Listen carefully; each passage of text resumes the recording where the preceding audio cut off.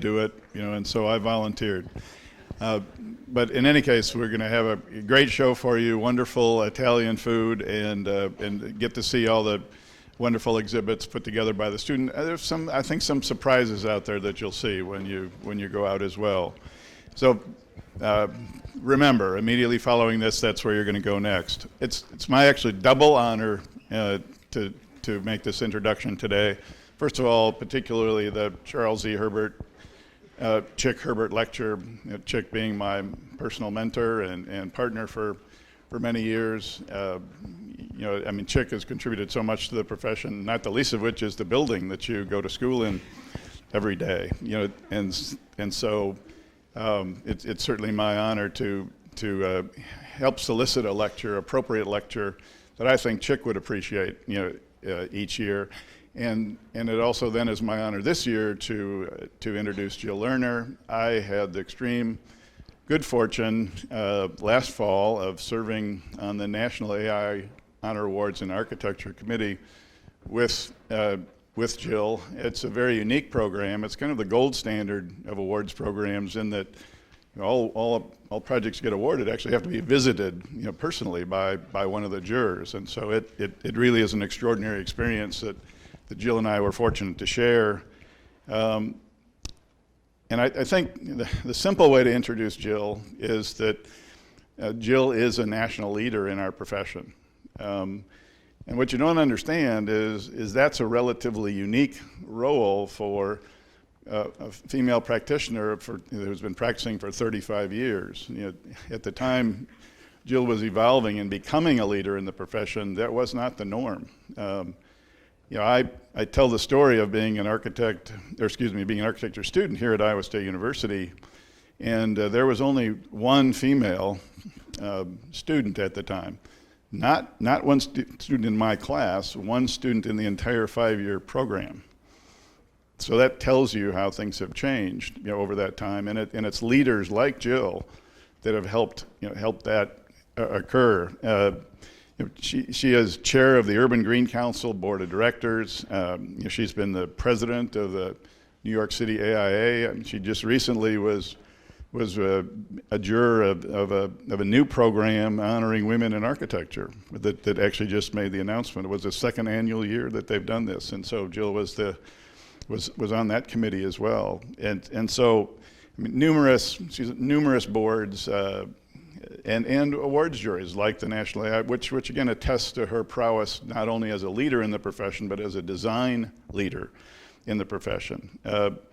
She's a principal at Kohn, Pedersen, Fox, more known as KPF easily over the years. They are an international practice. I actually met Bill Pedersen, one of the principals, many years ago, and have followed the work of the firm and again was pleased to have. I don't think we've ever had anybody from KPF come and speak at our program over the years. So we're pleased to have that firm represented. They're a global practice. I think Luis had some data that they were the fifth largest billing firm in the world. American firms billing globally. So it's an extraordinary practice in a global profession. That it is becoming more and more global. And so, I think the message Jill can share with us about that practice will be valuable. So please give her a warm Iowa welcome, Jill Lerner.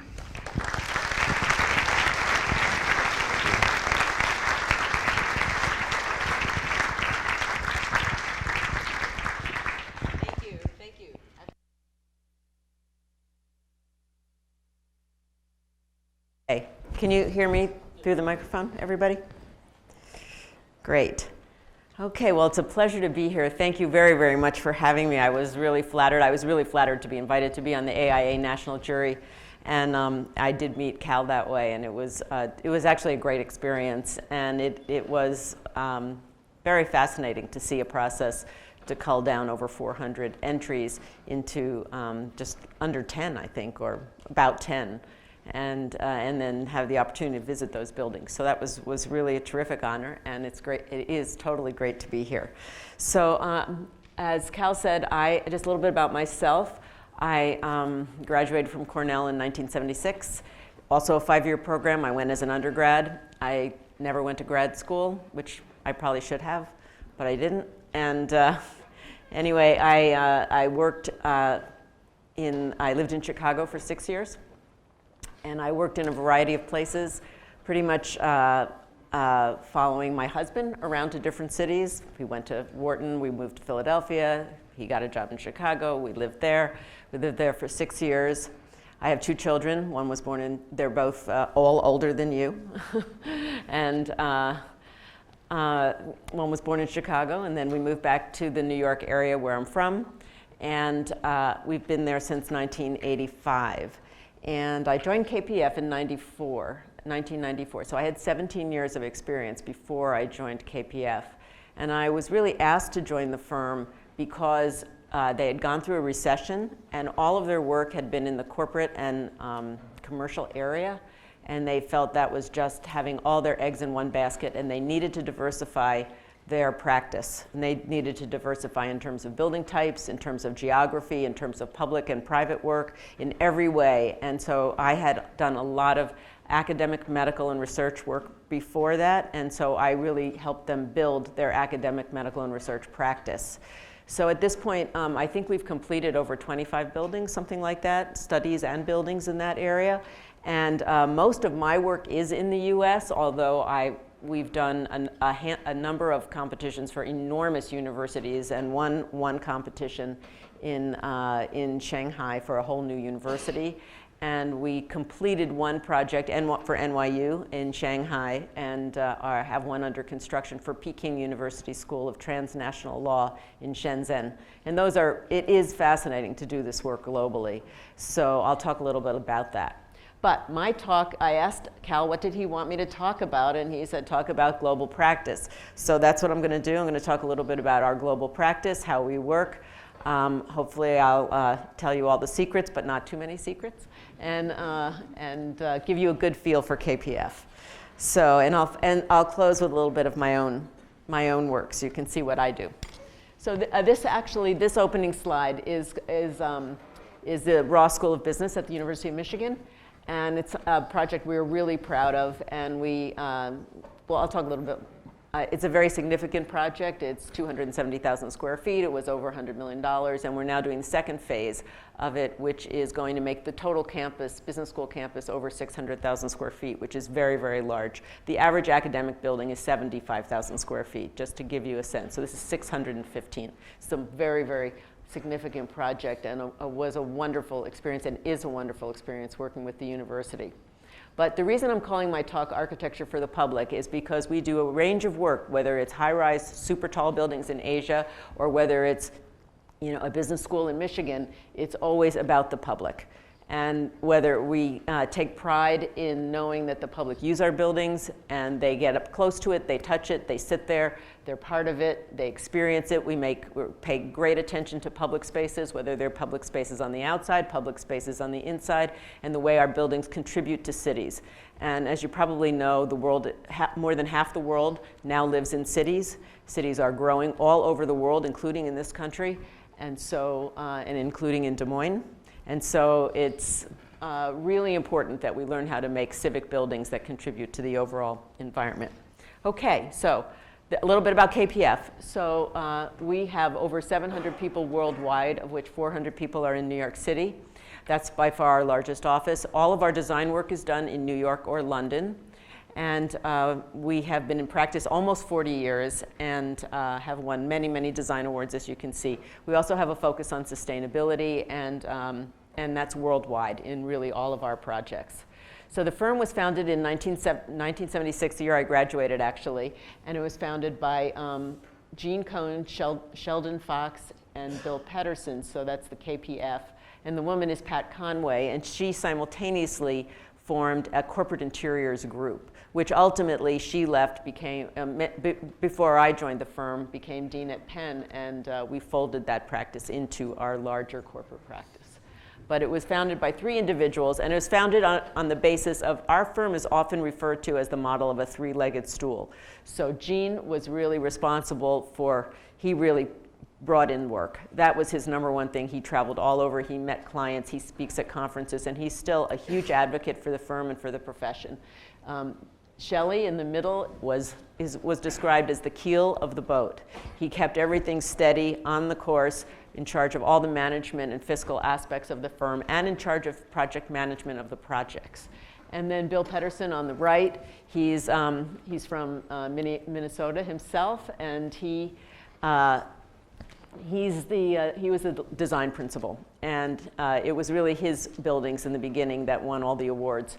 And he became very renowned, and he still is the design leader of the firm. Although he doesn't, we have 10 design principals, he doesn't design all the buildings by any means, but he definitely shapes the design conscience for the firm. Okay, so we have, this is where our staff come from. We have a very global and international staff, so they come from all over the world, and they work in all of our different offices. We have a total of 5 offices, plus 1 project office in Abu Dhabi. So all the design work, as I said, is done in New York and London, and then we have Hong Kong, Shanghai, and Seoul that are really support offices for Asia. And Abu Dhabi is strictly a project office for the Abu Dhabi airport. That project alone has 10,000 construction workers. So it's just an enormous, enormous project. We have 20 people there. And this is just where we've done our projects, and the sizes of the squares indicate how many projects we've done. And as of about 2 or 3 years ago, we had actually completed 41 projects in mainland China, just to give you a sense of how extensive that international work is. And many of them are major projects in the centers of cities, but not all of them. We did this to see where have we gone in the last 2 years, 2 or 3 years, and so you can see we're even diversifying beyond the blue squares. One thing we like to do is make the analogy that we do everything in teams. So whether you go out and you work for a small firm of 5 people, or a medium-sized firm of 50 people, or a large firm of 400 people, pretty much the profession works in teams. So even if you work on a giant, giant building, you'll probably only be on a team of 5 or 6 people. And so it's not actually, it's not like you get lost in a sea of 400 people. You're always working on a project team, and even very, very big projects, like right now, the biggest project in our office is Hudson Yards, which is the largest project in New York City. It has 44 people on it, and they're all divided into teams of 5 or 6 people. And so we love to get multiple views. So the reason we like to make this analogy is it's like everybody contributes to the music. And we really believe in a collaborative process. That's why we're so team-based. It's not very top-down, and everyone's part of the process. And it's actually a lot of fun. It's a lot of fun to work that way. And we hire lots and lots of really young people because we need them. First of all, we don't know how to use the technology. Second of all, people like me. Second of all, we really need new ideas and new energy, and we really believe that we have to have a lot of students and we have to have a lot of young people, and that's part of renewing the firm on a really regular basis. So this is a picture of our studio in New York, and we actually have the same basic layout for all our offices all over the globe. And this is just an example of the sort of team-based, lots and lots of areas where we can meet and get around, show the work, discuss the work as a group. And because we do a lot of work in Asia and there's a 12-hour time difference, we have a huge amount of technology so that we can always have conference calls at 9 o'clock at night for us, which is 9 o'clock in the morning for them. So we have a cafe, which is very, very active. It doubles as a meeting space, as a presentation space, and we eat there a lot. And we also have a food co-op that where people bring in locally grown food from the New York area, and we distribute it and so forth. And that's also, we do a lot of sort of group things. In fact, one group organized, this was pretty interesting, they organized a trip to Zambia for Habitat for Humanity, a 2.5-week trip, and we had people, it was all volunteer. We had, I think, 14 people go and build a school, and I think they were from all 5 offices. So that was pretty amazing. So this is just a chart of how our workload has grown. The height of the graph between the lines has to do with how many hours were spent on the projects. So you can see how in the very beginning in 1976, the majority of our work was office buildings with very, very little other stuff. And as we've grown over the years, we've become a really, really diverse practice. And the yellow indicates like hallmark projects. And one of the things that's pretty cool is that in each discipline, whether it's the AIA National Award we won for Jackson Square, which is a residential building in Greenwich Village, or the World Bank, which we also actually won a national award for, that was our first major government project, or Baruch College, which was one of my projects, which was our first major academic building. That in each market sector, one of the things that has helped position us was doing a building that really made a statement, really made a difference, pushed the envelope in terms of design. So a little bit about our process. We start with hand drawings, so it's really great you all got sketchbooks. And this happens to be sketches that Bill Pedersen did for 5 options. We work in a comparative method. So these are 5 options of how we can add to an existing building at Arizona State University. This is an early model. We work in models. Some of them are 3D printed. Some of them are built by hand. Some are laser cut. This is a rendering of the building at Arizona State. And this is just, the details are really important. We take great pride in the details from start to finish. And this too is a rendering on the left. And then you can see the building. That's a photo. So that's a photo of, and we had to do visual mock-ups in the field of where the contractor builds a section of the brick, and we come out and say whether or not it's built to the right quality and gets the right appearance and the right level of detail. We had them build 4 different mock-ups till they got it right. And, but the university was great. The university was, we're not building it till KPF approves it. So that's what you really want in a client, somebody who really wants the level of design that we're prepared to provide. This is something very different for us. We have not done a lot of museums. This is a rendering of the Pedersen Car Museum in Los Angeles. And what's interesting about it is it's a reclad. So the building on the left is what it looks like or it looked like before we did the design, and the building on the right, the picture on the right, which is a rendering, is these strips of stainless steel that provide a wrapper. And by doing that, it's really a warehouse building on the left, and we're giving it an entirely new character that's really fitting with the concept of automotive design. We do a lot of diagrams to explain how things work. This is a mock-up in the field of how the thing goes together. This is actually a construction photo. You can see the crane, and that's another construction photo. So one of the things that's so amazing about the tools today is how close you can really get between renderings and real buildings. It's really quite extraordinary from, if you think back to the days where you'd labor over one big rendering and then you'd have one view. Now it's just, you can really study it in so much finer level of detail. So why work globally? Going back to the global question. So there are a lot of reasons to work globally. It's an opportunity to do innovative work. There is a lot of business there, so there's certainly a financial incentive. It's really culturally, it's interesting to work across cultures. It's just fundamentally interesting, and so many other parts of the world are really growing faster than the United States that it's an opportunity to really experiment and really try to craft new buildings, find new solutions, and create new urban downtowns. So Paul Katz, our former president, wrote, I did an exhibition at the AIA called Practical Utopias about 5 Asian cities. And these were the models on the bottom. And he wrote a quote, "Today, new ideas, be they innovations in technology or lifestyle, no longer flow from west to east or from north to south. We increasingly live in one world." And I think that is absolutely true.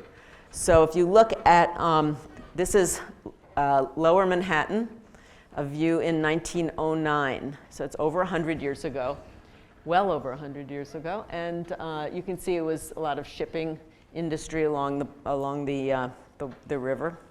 And then this is 1990. So that's a span, so during the 20th century, there was a tremendous amount of growth in New York. Now, if you look at the difference 1990 to 2010, it's not that different. I mean, there's a few new buildings, but it's not actually that different. The waterfront is used the same way. It's, it's pretty close. So most of the growth in New York, the real big growth, happened in the 20th century. Now, in comparison, so you look at Hong Kong, and it was over a much bigger period. If you look at Hong Kong in 1960, and then you look in 2015, they look completely different. And that's in a span of about 50 years, 55 years. So from there to there. Now, if you look at Shanghai, it's even more extreme. This is 1990. This is 25 years ago in Shanghai. And the far area across the river is called Pudong. It was really landfill. And if you look at that, that's 20 years later, 22 years later. So we started going to Asia in the mid-1990s, and we have really seen that transition. And that is, even though you can say maybe this is a nice skyline or not a nice skyline, it's just a tremendous, if you're going to build that quickly, you're going to do some things right and some things wrong. But for architects, it's really an incredible opportunity. So if you look at Boeing and take a page from the airline industry, one of the things that's interesting about creating a jet is that parts that come from all over the world. There are parts from Korea, there are parts from Germany, parts from the UK, parts from Canada, parts from the US, and might all be assembled in Seattle, but they really come from all over the world and use expertise from all over the world. And that is the same way architecture and construction is. Products come from all over, expertise comes from all over. So we think you get the best buildings by operating in a global context. So here's the way we typically work. On a typical project that's abroad, we'll have a New York office. All the design work is done there, so we lead the planning, the programming, and the design work. Our Hong Kong office, in this example, will handle city planning, approvals, working with a local firm if there's a local firm involved, and working with local engineers. Sometimes there's an international firm that we work with as well as a local engineering firm. Sometimes it's one or the other. And both groups have a relationship with the client, New York and Hong Kong. And we really work, we have one platform, so we'll work on the same drawing set. And as I said, we have weekly or sometimes even more frequent WebExes where we can really look at the material together. What that means is it's a 24/7 operation. So, we're sleeping while they're working. You get to the office in the morning and they've produced a whole lot of material. So it's a really 24-hour team. And we like to have our projects have staff from all different offices. So this is a diagram that shows, for one project team, all the different offices that the people came from. So globally, if you look, these are different skylines around the world, and the red buildings are ours. So you can see that this is a case where we've had a huge impact in many, many urban centers as they've been developing. One of our more famous buildings is the Shanghai World Financial Center in downtown Pudong in Shanghai. And this was an opportunity to really make an icon in a city that was rapidly changing. When you do a really tall building, you really have to care about the base, the way it contributes to the street, and you have to really worry about the top and the image it makes on the top. Obviously, you have to worry about the efficiency and the design of the whole thing, but those are the two really distinguishing elements, I would say. And in this case, one of the things about the buildings in Asia is there's always public spaces at the top, or very often. And so this is a gallery, a viewing gallery at the very top of that building. When you go to Asia in particular, you deal with density. So what does density mean? There's density of communication, density of infrastructure, density of books, paper, density of people, density of trees. And how you deal with density and make sense out of a city is really an essential part of the architect's task.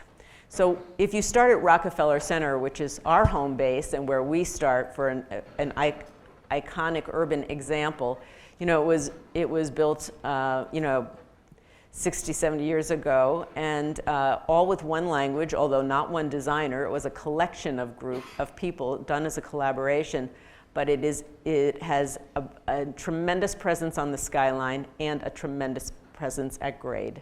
So the pedestrian experience is as iconic as the buildings themselves. And that's really the lesson that we've tried to take when we work abroad. And we try to understand the grain of the city and the way the circulation and the pedestrian routes work with the grain of the city. So if you look at Tokyo, Tokyo is based on a sort of a spiral in its configuration. And that was an inspiration for our project at Roppongi Hills. This was a project that put the developer took 25 years to assemble the land, and we put one really big building, which is actually many, many different buildings, into one envelope. And you can see the spiral pattern at grade of the plaza. And these are people doing Tai Chi in the morning. So again, we're trying to create public spaces that can be used in a variety of ways that work in the local context. They're not going to put the Christmas tree there like Rockefeller Center, but they're going to be doing Tai Chi. And then at the top, we have green roofs and many, many roofscape uses. At the bottom, we have special events and so forth at grade. And then more recently, whoops, what happened here? I think I was pressing the wrong thing.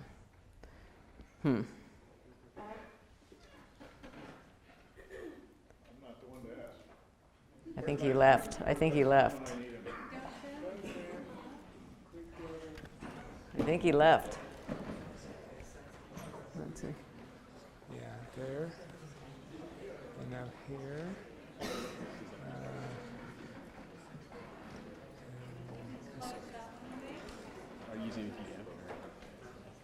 Oh, good. All right, let's just. Oh, that's not the. You got it? No, then go ahead. You're the expert. Okay. So what happened? I think I. You just have to launch PowerPoint again. Okay. You're fine. Just slide it in. Don't want to skip to your slide here. Where were you at? I think I'm right You here. just meant density, right? Yeah, Rockefeller. yeah. Let's do that. Okay. And Thank you. you're okay. Then we just got we're good. Yep. Okay, thank you. Thank you very much.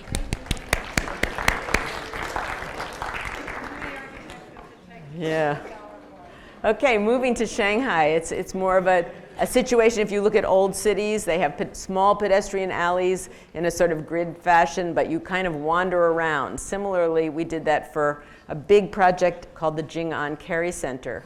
If you look at the circulation routes, they're very much closely derived from this idea of a pedestrian experience where you wander between buildings and a sense of discovery. We took all the programmatic elements in the project. It's very mixed use. It's got retail. It's got cultural facilities. It has restaurants on top levels. It has theaters, office, hotel, many, many things. It also includes a historic building right at the heart, that little orange building right in the middle, which was actually Mao's house. And so that's right in the middle of the complex. And you can see the way the plan evolved and the way the buildings look, the location of Mao's house relative to all of the open spaces. And it's got this really, you can see the house on the far right in this slide, but it's just got this wonderful character at the ground floor, and it's become a real center hub, almost like Rockefeller Center. People take their kids there on the weekend. They have all sorts of art activities and so forth. Coming back to New York, one of the things that's interesting is the developer who's doing Hudson Yards hired us to do Hudson Yards partially because he had been to Asia and seen all of our buildings. And so he said, wow, you guys did all these complicated buildings in Asia where you built over the rail yards. We have like 5 projects we've built over train stations. And so you've done all these big towers over train stations. This is what we need in New York. So in New York, this is, if you look at this slide, you can see Madison Square Garden is the round building, the low round building, and the Empire State Building is sort of the tall building in the back. And in the foreground is open rail yards that have been open for over 80 years with trains coming in and out across the Hudson River to New Jersey from New York. So in the next slide, you can see the location of our site, which is this 2-block area over these rail yards. And it's been a total divider in the city. You've got areas north of it, areas south of it. It's like no man's land over there. So it's really valuable, but basically you have to spend $600 million to build a new ground plane, to build a platform. So whatever you build on it has to be worthwhile financially in order to pay for that $600 million of the platform that you have to build. And there's a lot of technological expertise involved in doing all of this. So we were asked to do a master plan, which we did. We looked at all this, what was happening in the area. The Bloomberg administration on the left had built a park all along the river, which is actually really wonderful. You can bike all the way around Manhattan, actually. And then on the right in this slide, you can see the High Line. The High Line is also just an incredible park in New York City, long, skinny. I don't know how many of you have seen it, long, skinny, elevated former train track that has become a park and is a really, really packed, vibrant generator for business all around it. It's developed retail, it's developed restaurants, and it used to go through industrial areas of New York. So our site, Hudson Yards, is linked right into the High Line. So it's going to really be linked into the urban park system in New York.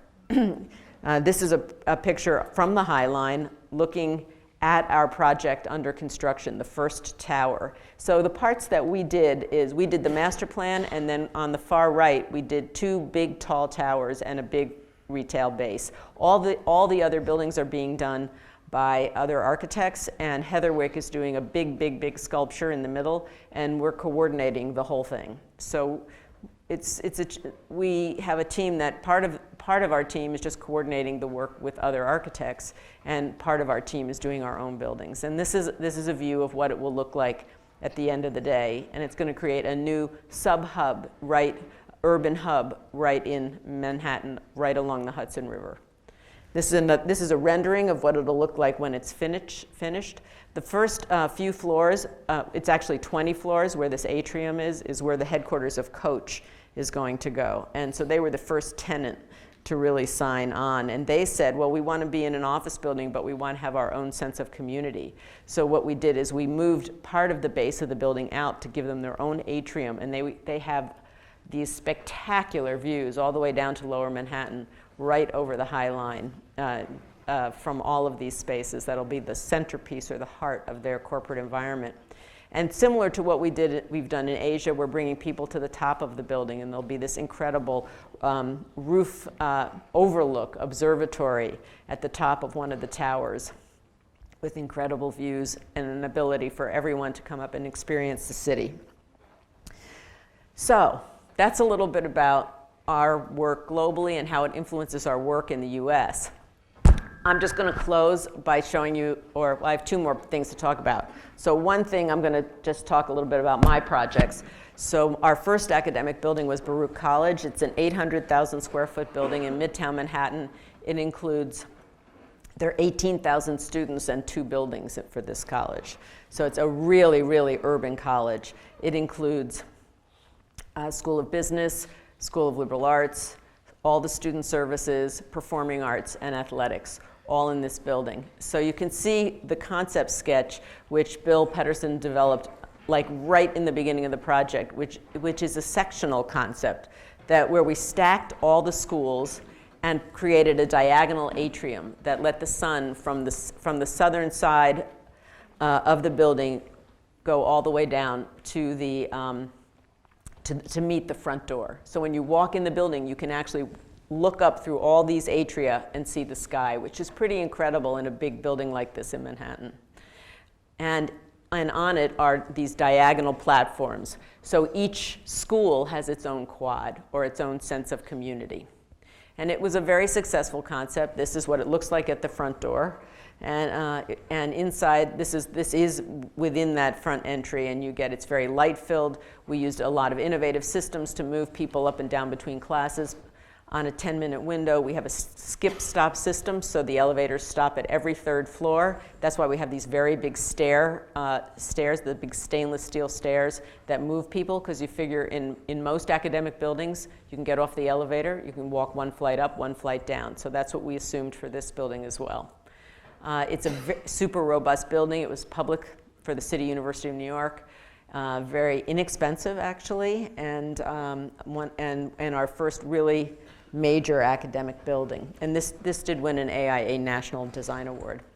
Our most recent building that we've completed in New York is also for the City University, and this is 400,000 square foot Advanced Science Research Center. It's their innovation hub, and it's the center of the entire City University system for science. It's 2 buildings connected below by a whole vivarium level or research level, and creates a science green in the middle. You can see the site plan in this location and some photos of it. So these are, so we've really gone from sort of mixed use academic in that case to really a science and lab focus in this particular project. In the lobby level, the 2 buildings, we think of them as being like fraternal twins. They're not quite identical programmatically, but they're similar. So both use the same kind of architectural language on the outside and have slightly different types of expressions on the inside. And then the Ross School of Business, which is the building I started with. It's limestone and terracotta. We take great, great pride in detailing. I think I mentioned that earlier. These are some of our terracotta and stone and glass skylight systems, and the way the building is detailed with great, great care. It has a huge winter garden in Ann Arbor. It's very much a winter campus. They even let the kids leave school in April, so they're not even there when it's summer. And so, so having a really major gathering space on the inside was really important for the business school. This is what the space looks like. It's incredibly vibrant. One more example, Arizona State I talked about.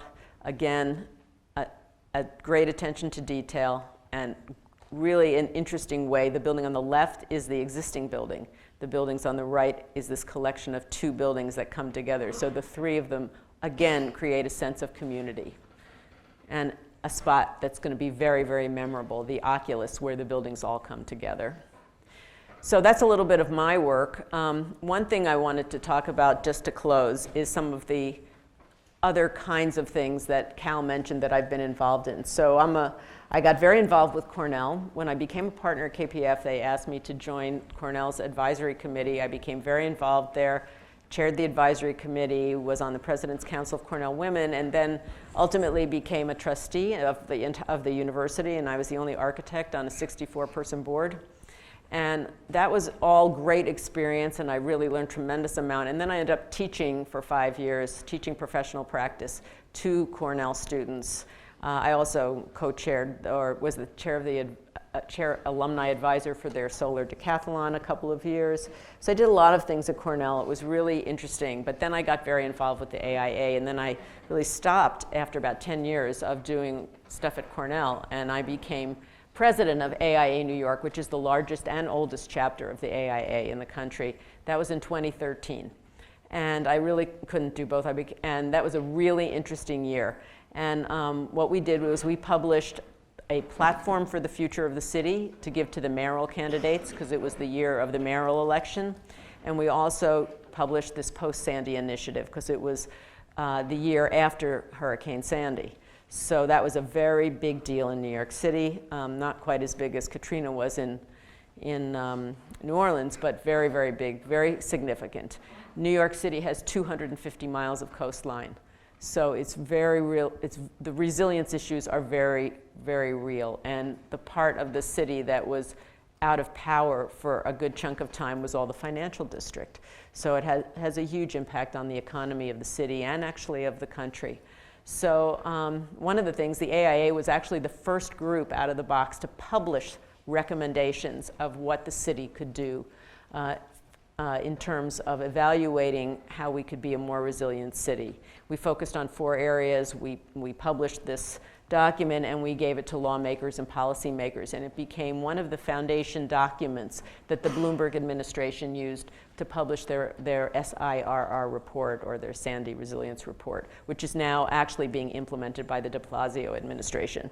So one of the interesting things is the AIA in New York has been able to be effective at helping to shape policy, and that's been a huge I think, benefit to the city and great for the architectural community to really have that kind of civic influence. For me personally, one of the results is that I became, for instance, very knowledgeable about resilience, which I had known nothing about.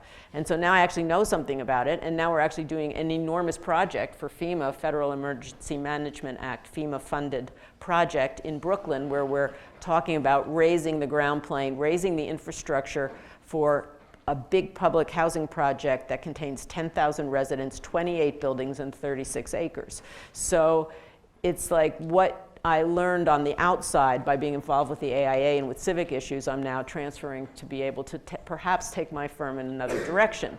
We've never done anything with public housing. We've never done anything with resilience, and this is a real opportunity for us and for the city. This was another way the AIA was able to influence New York City guidelines. They were very involved with helping Bloomberg, this is in the Bloomberg administration, create active design guidelines. They have a Center for Architecture with a lot of charrettes. And we've had numerous exhibits called, on programs we call Fit City. For me personally, when I was president, I did this exhibition called Practical Utopias, as I mentioned earlier. These are just a couple photos from it. We actually hosted the finance minister from Hong Kong, who used to be an architect. And he was very excited to see the exhibition. These are from the opening. And this fellow is the dean at NYU Shanghai. And it too was really a great opportunity to bring together a lot of things that my firm and that I have been involved in.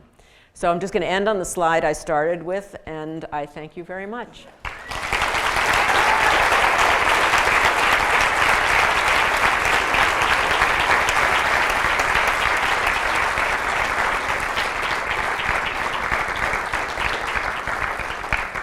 And I'm happy to take questions. So. No idea how this new light system works, but in the dark, anybody have any questions for our guests?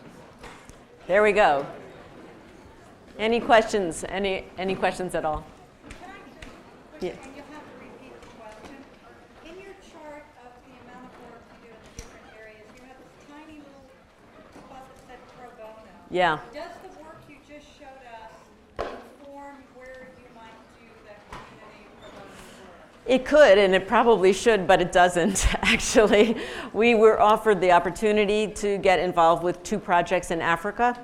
We really haven't done any commercial work in Africa, so we did a pro bono study for a project in Ghana. I think we met the mayor somehow at a conference, and he was interested in having us help, and so we said yes. And then he actually used our work to help get funding from a Brazilian developer, I think, who was interested in helping the city implement our plan. So that was one example. The second was a project I was involved in, which is working with the Columbia University Medical School of Public Health, and we submitted a joint grant proposal to create an AIDS research training center in Swaziland. And that was also a very different and unique kind of project, and we don't know if they're going to get the funding or not, but that was also a pro bono project. And then I guess the third is the Zambia. This was totally the initiative of our staff who wanted to do it, but they came and they said to the firm, will you help fund us? And we should have said, of course. So those are some examples, and we've really enjoyed them, and I think we will do more. And we've actually did some pro bono work also for New York City Housing Authority, the public housing arm, before we got the Red Hook Brooklyn Real Project. So we had done some pro bono work for them as well. So I'm going to step in and make an executive decision. Since we have the Rome program, exhibit, we're fine. We're coming out, and also I'm going to be bringing and hosting Jill there myself. Please feel free to come up and speak with her and ask her any questions that you might want to have. So please, again, welcome or thank Jill for spending her time with us today. Thank you. So you don't want me to answer questions? No. Okay. Okay.